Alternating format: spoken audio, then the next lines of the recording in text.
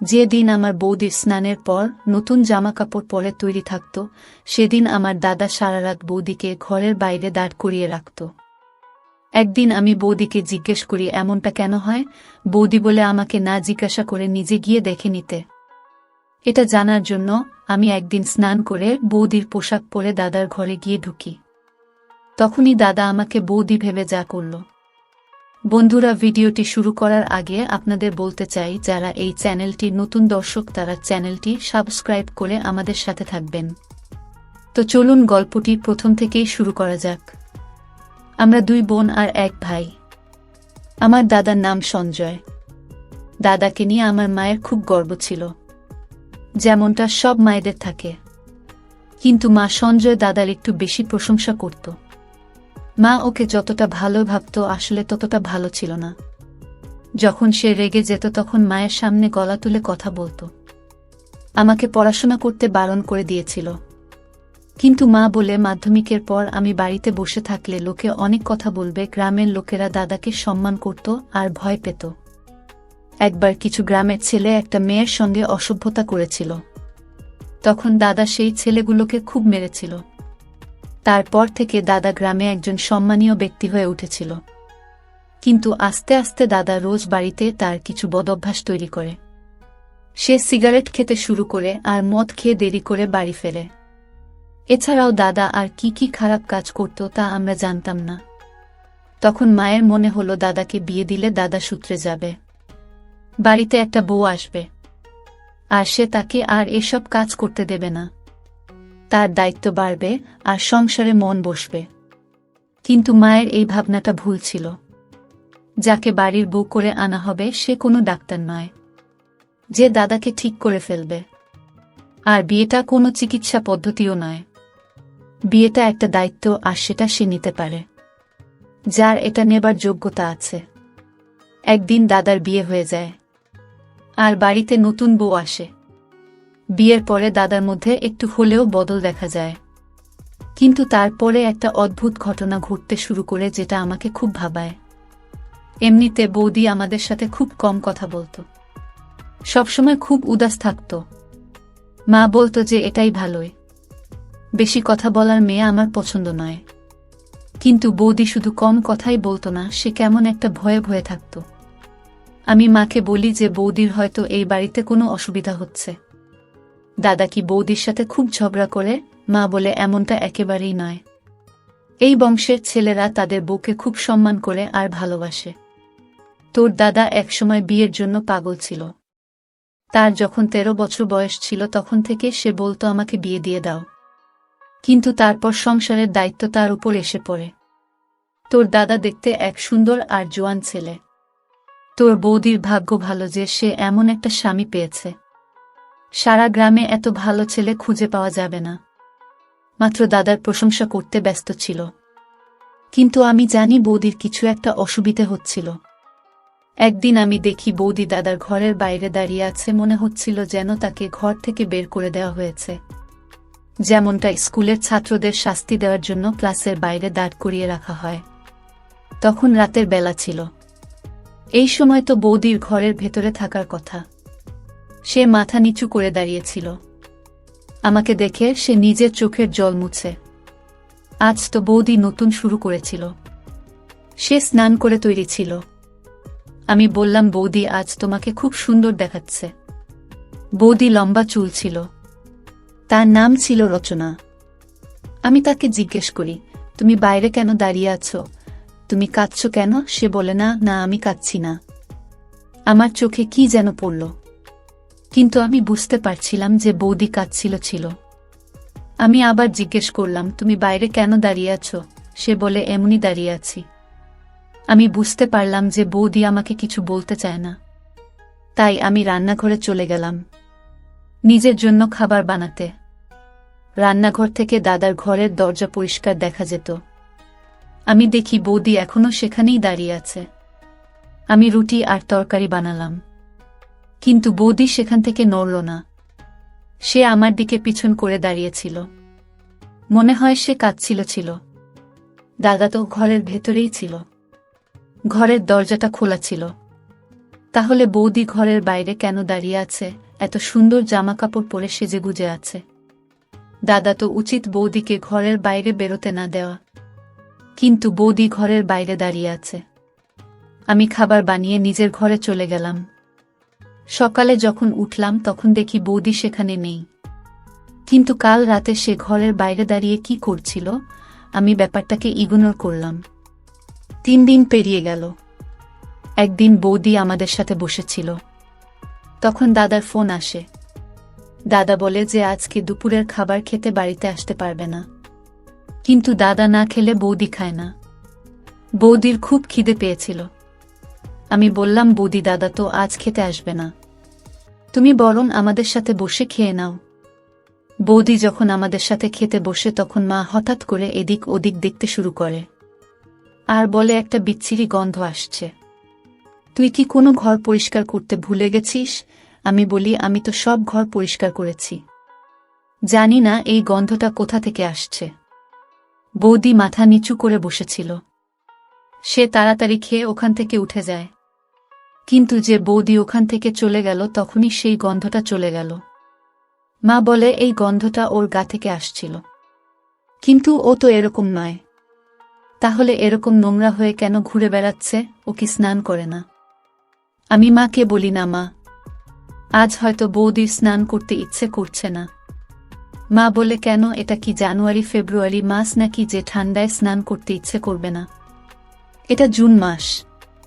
তাছাড়া বিবাহিত মেয়েদের সব সময় স্নান করে পরিষ্কার হয়ে থাকা উচিত। এরকম নোংরা হয়ে থাকলে ছেলেরা সেটা পছন্দ করে না। আর আমি তোকে বলে রাখছি, তোর যখন বিয়ে হবে তখন রোজ ভালো করে স্নান করে পরিষ্কার হয়ে থাকবি, না হলে তো স্বামী তো দিকে ফিরে ও তাকাবে না। তোর বৌদির ও এটা বোঝা উচিত। আমি ওর সাথে কথা বলে আসছি। মা ওখান থেকে উঠে চলে গেল। আমি ভাবতে লাগে, কে জানে মা বৌদি কি বলবে, মায়ের কথায় তার খারাপ লাগতে পারে। কিন্তু বৌদি তার পরের দিনও স্নান করল না। সে 4-5 দিন ধরে স্নান না করেই থেকে যায়। একদিন আমরা বৌদির হাতে একটা নতুন আংটি দেখতে পাই। তার বিয়ের সব জিনিসপত্র আমরাই কিনে দিয়েছিলাম, আর বিয়ে হওয়ার পর থেকে ও বাজারেও যায়নি।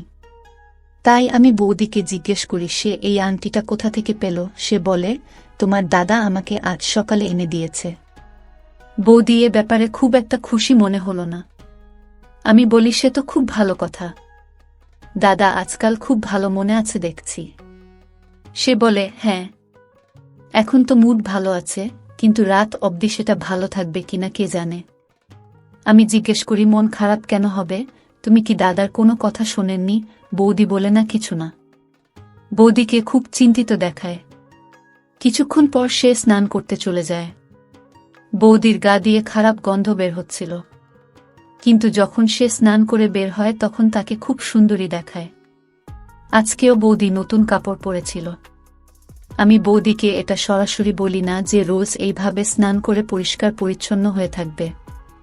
তার বদলে আমি বৌদির খুব প্রশংসা করি, যাতে বৌদির মনে হয় যে সে রোজ স্নান করলে রোজ সে এমন প্রশংসা পাবে। কিন্তু দাদা যখন বাড়ি আসে তখন আবার আমি দেখি বৌদিকে ঘরের বাইরে দাঁড়িয়ে থাকতে। আজ সে খুব জোরে জোরে কাঁদছিল। আমি জিজ্ঞেস করি, বৌদি কি হয়েছে? সে আমাকে ইশারায় চুপ করতে বলে, যাতে দাদা কিছু শুনতে না পায়। আমি আস্তে আস্তে জিজ্ঞেস করি, তোমার কি হয়েছে, আর তুমি ঘরের বাইরে কেন দাঁড়িয়ে আছো? বৌদি বলে, তুমি একদিন জানতে পারবে আমি কেন এখানে দাঁড়িয়ে আছি। এই বলে সে আরো কাঁদতে শুরু করে। আমি বৌদির হাত ধরে তাকে ওখান থেকে শুইয়ে একটু দূরে নিয়ে এসে জিজ্ঞেস করি, কি হয়েছে, আমাকে সব খুলে বলল। বৌদি বলে, তুমি জানো তোমার দাদা মদ খায়? আমি বলি, হ্যাঁ, আমি জানি, কিন্তু মা বলেছিল যে বিয়ের পর দাদা এসব ছেড়ে দেবে। বৌদি বলে, কে বলেছে ও সব কিছু ছেড়ে দেবে? ও এখনো মদ খায়। আমি বলি, সে তো বুঝলাম যে দাদা এখনো মদ খায়, কিন্তু তার সাথে তোমার ঘরের বাইরে দাঁড়িয়ে থাকার কি সম্পর্ক? বৌদি বলে, আমি জানি না, আমি কিছু জানি না, আমাকে ছেড়ে দাও, আমাকে ওখানেই দাঁড়িয়ে থাকতে দাও। আমি কিছুই বুঝলাম না। কিছুদিন পর বৌদি আমার স্নান করা বন্ধ করে দেয়। আবার ওর গা থেকে দুর্গন্ধ বেরোতে থাকে। এই গরমের সময় যদি কেউ ৫৭ দিন স্নান না করে তাহলে তার গা দিয়ে গন্ধ বের হবে। বৌদি যখন মায়ের কাছে এসে বসত তখন নাক চাপা দিত। আমি মাকে ইশারা করলাম কিছু না বলতে, কিন্তু মা বলতে থাকে ওর স্নান করতে অসুবিধা হয়। আমি বুঝতে পারি না ওর মা কি ওকে কিছু শিখে পাঠায়নি, কিন্তু বৌদিকে খুবই চিন্তিত উদাস তার লজ্জিত দেখাচ্ছিল। বৌদি যেদিন স্নান করত সেদিন দেখতাম তাকে ঘরের বাইরে দাঁড়িয়ে থাকতে, আর যেদিন সে স্নান করত না সেদিন দেখতাম দাদার মুখ খুব ভালো থাকত। সে বৌদির জন্য গিফট নিয়ে আসত, মাঝে মাঝে তার জন্য বিরিয়ানি ও আনত, কারণ বাড়িতে ডাল রান্না হতো, আর বৌদি বলতো তার ডাল খেতে ভালো লাগে না। বৌদির এত আবদার দাদা মেনে নিত, কিন্তু এমনটা কেন হতো যে যেদিনই বৌদি স্নান করে নতুন জামা পরে থাকত সেদিন দাদা তাকে ঘর থেকে বের করে দিত। এসবের মানে কি? মা তো বলতো যে ছেলেদের পরিষ্কার পরিচ্ছন্ন মেয়ে ভালো লাগে, যার গা দিয়ে ভালো গন্ধ আসে, যে ভালো করে চুল বাঁধে। বৌদি যেদিন নতুন জামা পরে সেদিন তাকে খুব ভালো আর সুন্দরী দেখায়। বৌদি আসলে খুব সুন্দর দেখতে, তার গায়ে রং খুব ফর্সা, তাকে সব রঙের জামা পরলে ভালো লাগে। কিন্তু এমনটা কেন যে যেদিন বৌদিকে বেশি সুন্দর দেখায় সেদিন দাদা বৌদির সাথে ঝগড়া করে, তাকে ঘর থেকে বের করে দেয়। আর যেদিন বৌদির গা দিয়ে খারাপ গন্ধ বেরোয় সেদিন দাদা তার সব বায়না মেনে নেয়, তার জন্য গিফট নিয়ে আসে। এবার আমাকে কিছু একটা করতেই হবে। এসব কি হচ্ছে? দাদার এ কেমন রুচি? একদিন আমি বৌদিকে জোর করে জিজ্ঞেস করলাম, এসবের মানে কি? বৌদি বলে, একদিন তুমি নিজেই সব কিছু জানতে পারবে। আর একদিন আমি সব সত্যিটা জানার সুযোগও পেয়ে গেলাম। একদিন বৌদি হঠাৎ তার বাপের বাড়ি চলে যায়। তার বাপের বাড়ি থেকে ফোন এসেছিল যে তার মা খুব অসুস্থ। আমার মা ও বাড়িতে ছিল না, তার এক বন্ধুর বাড়িতে গিয়েছিল। বৌদি আমাকে বলে গেছিল যে তোমার দাদা ফোন তুলছে না, সে যখন বাড়ি আসবে তখন তাকে বলে দিও যে আমার মায়ের শরীরটা খারাপ, তাই আমি বাপের বাড়িতে গিয়েছি, না হলে তোমার দাদা আমাকে খুব বকা দেবে। আমি জিজ্ঞেস করলাম, দাদা বোকা কেন দেবে? তুমি কি তোমার বাপের বাড়ি যেতে পারো না? সে বলে, না, বলে যাওয়াটা ঠিক নয়। আমি বলি, তুমি চিন্তা করো না, আমি আছি তো, আমি বলে দেব, তুমি নিশ্চিন্তে তোমার মায়ের কাছে যাও। বৌদি তাড়াহুড়োতে নিজের ফোনটা বাড়িতে ফেলে চলে যায়। বৌদি চলে যাওয়ার পর আমার মাথায় একটা আইডিয়া আসে। আমি ঠিক করে ফেলি আমাকে কি করতে হবে। দাদা বাড়ি ফিরে এসে সোজা নিজের ঘরে চলে যায়। দাদার ঘরের সামনে একটা পর্দা লাগানো আছে। তার নতুন বিয়ে হয়েছে, তাই মা বলেছে যে দরজা খোলা থাকলেও পর্দা যেন সরানো থাকে। এই গরমের সময় দাদা দরজা বন্ধ করত না, তাই পর্দা সরিয়ে রাখত, কারণ মা বলতো যে বাড়িতে তোর একটা ছোট বোন আছে, ঘরের ভেতরে কি হচ্ছে সেটা দেখা উচিত নয়। দাদা ঘর থেকে চেঁচিয়ে বলে, আমার জন্য এক গ্লাস জল নিয়ে এসো। আমি চটপট স্নান করে বৌদির একটা জামা পরে দাদার ঘরের বাইরে গিয়ে দাঁড়ায়। এমনভাবে দাঁড়াই যাতে পর্দার ওপার থেকে দাদা শুধু আমার পাটা দেখতে পায়। আমি বৌদির একটা জামা পরে নিয়েছিলাম, আমিও বৌদির মতো সুন্দর দেখতে ছিলাম। আমার গায়ের রং বৌদির মতনই ফর্সা ছিল। আমি যখন ঘরের বাইরে এসে দাঁড়াই তখন দাদা ভেতর থেকে দেখতে পায় যে আমি বাইরে দাঁড়িয়ে আছি। তারপর আমার দাদা কিছু অদ্ভুত অদ্ভুত কথা বলতে শুরু করে।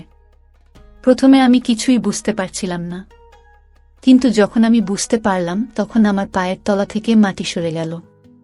বন্ধুরা, ভিডিওর মাঝখানে আবারও বলতে চাই, যারা আমাদের এই ছোট্ট চ্যানেলটি নতুন দর্শক তারা চ্যানেলটি সাবস্ক্রাইব করে আমাদের পাশে থাকবেন। দাদা বলে, আচ্ছা তুই আজ আবার স্নান করেছিস, তুই নিজেকে খুব সুন্দরী মনে করিস তাই না?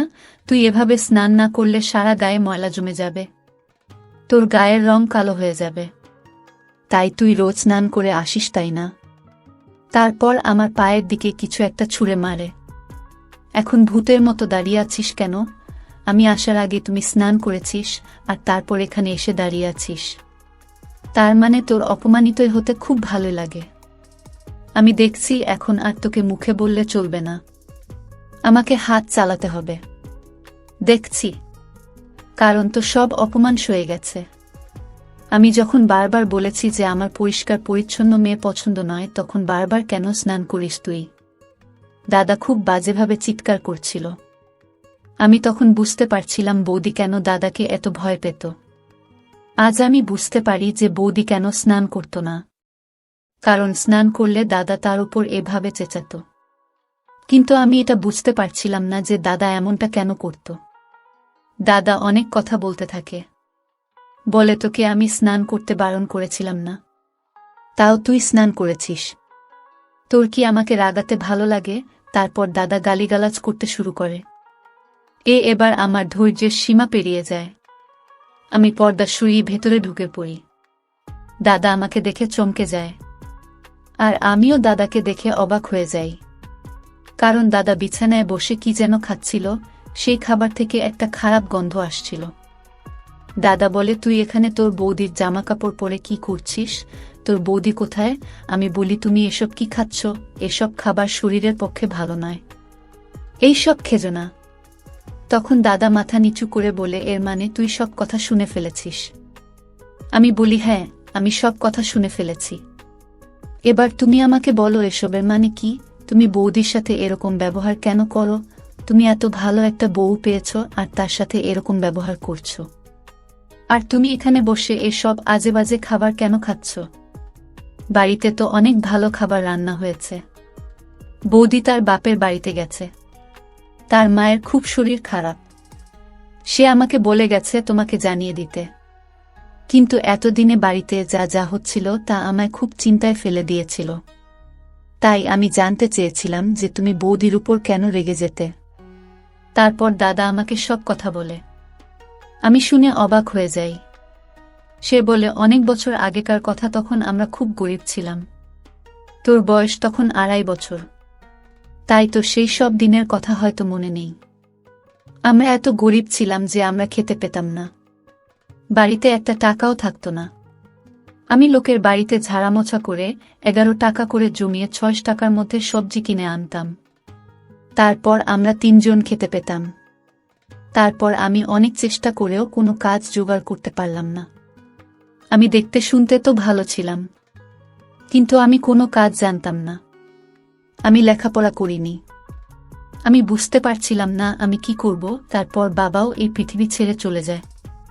তখন আমি একটা পণ্ডিতের সাথে দেখা করি। সে আমাকে বলে যে একটা উপায় আছে যেটা করলে আমার কোনোদিন টাকা পয়সার অভাব হবে না। সে আমাকে বলে, তোকে স্নান করা ছেড়ে দিতে হবে, সব সময় নোংরা হয়ে থাকতে হবে, খারাপ খাবার খেতে হবে, কোনো ভালো কাজ করা চলবে না। যখন তোর বিয়ে হবে তখন তোর বউকে বলবি সে যেন নোংরা হয়ে থাকে। সে যদি স্নান করে তাহলে তো সব টাকা পয়সা শেষ হয়ে যাবে। সে আমাকে আরও কিছু জিনিস করতে বলেছিল। সে সব করার পর আমি দেখি সত্যিই আমার কাছে অনেক টাকা আসে। আজ এই সংসার সেই টাকায় চলে। তুই বল, আজ অবধি এমন কি কখনো হয়েছে যে তুই কিছু খেয়েছিস আর আমি সেটা তোকে কিনে দিতে পারিনি? আমি কি কখনো বলেছি যে আমার কাছে টাকা নেই, তাই আমি এটা মানতে পারবো না? এই জন্য আমি বিয়ে করতে চাইনি, কারণ আমি জানতাম আমার বউ আমার কথা মেনে চলবে না, কিন্তু মা জোর করে আমার বিয়ে দিয়ে দেয়। তাই আমি তোর বৌদিকে বলি যে সে যেন স্নান না করে। 56 দিন সে আমার কথা মেনে চলে, কিন্তু তারপর তার মাথায় ভূত চাপে। সে বলে আমি পুজো না করে থাকতে পারবো না। তাই পুজো করার জন্য সে স্নান করে ফেলে। তাই যেদিনই ও স্নান করে পরিষ্কার হয়ে আমার কাছে আসে, আমি তখন খুব রাগ করি। আমাদের মধ্যে ঝগড়া হয়, আর আমি তাকে ঘর থেকে বের করে দিই। কারণ ও যদি পরিষ্কার হয়ে থাকতে শুরু করে তাহলে আমার সব টাকা ফুরিয়ে যাবে। আমি দাদাকে বলি, তুমি আজকালকার দিনে এসব অন্ধ কথা বিশ্বাস করো? কে বলেছে তোমাকে এসব কথা? তোমার কাছে টাকা আসে কারণ তুমি কাজ করো, তুমি পরিশ্রম করে টাকা রোজগার করো। উপরে ভগবান আছে, তিনি কাউকে অভুক্ত রাখেন না। যে খাতে ভগবান তাকে সাহায্য করে। তুমি যেটা করছো সেটা ঠিক নয়, এর ফল তোমায় ভোগ করতে হবে। তোমার কাছে যা আছে সেটাও আর থাকবে না। তুমি এসব করা বন্ধ করো, আর এইসব খাবার খেতে হবে না। আমি খাবারটা তুলে ডাস্টবিনে ফেলে দিই। তারপর দাদাকে অনেক বোঝাই। দাদা বলে, আবার যদি আমাদের সেই দারিদ্র অবস্থা ফিরে আসে তাহলে তোকে আর তোর বৌদিকে দেখবে। তোর বৌদি মা হতে চলেছে। আজ সকালে সে আমাকে খবরটা দেয়। আমি দাদাকে বলি যে কিছু হবে না, ভগবান আমাদের পাশে আছে। দাদা বলে তোর পড়াশোনা অনেক খরচ, তারপর তোর বিয়ের খরচা আছে। আমি দাদাকে বলি তুমি ভগবানের উপর ভরসা রাখো আর এসব করা বন্ধ করো, ভগবানের কাছে ক্ষমা চেয়ে নাও। দাদাকে আমি আমার দিদি, আমি তার একমাত্র বোন ছিলাম। সে আমাকে খুব ভালোবাসত। দাদা আমার কথা মেনে নেয়। সে স্নান করে পরিষ্কার হয়ে আসে। বৌদি ফিরে এসে দাদাকে দেখে অবাক হয়ে যায়। বৌদি নিজের ঘরে পা রাখার আগে আমার দিকে তাকায়। আমি মাথা নেড়ে বলি এবার সব কিছু ঠিক হয়ে যাবে। দাদা ওই সব কাজ করা ছেড়ে দিয়েছে। বৌদি খুব খুশি হয়, আমাদের বাড়ির পরিবেশটাও খুব ভালো হয়ে ওঠে। একদিন আমরা খবর পাই যার সাথে পার্টনারশিপ করে দাদা গাড়ির ব্যবসা করত সে অন্য শহরে চলে যাচ্ছে। সে একটা ভালো চাকরি পেয়েছে আর সে চায় এবার থেকে পুরো ব্যবসাটা দাদা একা সামলান। দাদা এই ব্যবসার একমাত্র মালিক হয়ে ওঠে। সেই লোকটার কাছে এমনিতেই অনেক টাকা পয়সা ছিল, তাই এই ব্যবসা সে পুরোপুরিভাবে দাদার হাতে ছেড়ে দেয়। এর কোনো প্রফিটে সে রোষে নেবে না বলে দেয়। তার মানে এবার থেকে এই ব্যবসায় পুরো প্রফিটটাই আমাদের। দাদা স্বীকার করে যে সে ভুল ভেবেছিল। মানুষ পরিশ্রম করলে ভগবান তাকে সাহায্য করে। পরিশ্রমের ফল মানুষ একদিন ঠিক পায়। আজকাল দাদা খুব পরিষ্কার পরিচ্ছন্ন হয়ে থাকে। আমার ভালো লাগে দেখে যে দাদা নিজেই ভুলটা বুঝতে পেরেছে। আমাদের বাড়িতে বেশ ভালো টাকা আসতে থাকে। বৌদি ও সুখবরটা সবাইকে জানিয়ে দেয়। সব কিছু ঠিক হয়ে যায়। কিন্তু আমি এখনো ভাবি যে কি দাদাকে এসব ভুল বুঝিয়েছিল। যে দাদাকে এসব কথা বলেছিল সে মোটেই ভালো মানুষ নয়।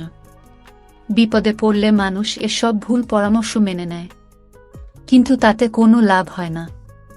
দাদার কাছে যে টাকা আসছিল সেটা তার পরিশ্রমের ফল ছিল। আজকাল দাদা বলে যে আমি ঠিক সময় তার চোখ খুলে দিয়েছে।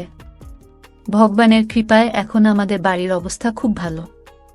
কিন্তু আপনাদেরকে বলে রাখি যে কখনো নিজের উপর থেকে আস্থা হারিয়ে ফেলবেন না, কারণ ভগবান ছাড়া কেউ আপনাকে কিছু দিতে পারবে না। প্রিয় বন্ধুরা, গল্পটি কেমন লেগেছে তা অবশ্যই কমেন্ট করে জানাবেন। আর নিয়মিত এমন আলাদা স্বাদের গল্প শুনতে ভিডিওটিতে লাইক এবং চ্যানেলটিকে সাবস্ক্রাইব করে সাথেই থাকুন। ধন্যবাদ সবাইকে।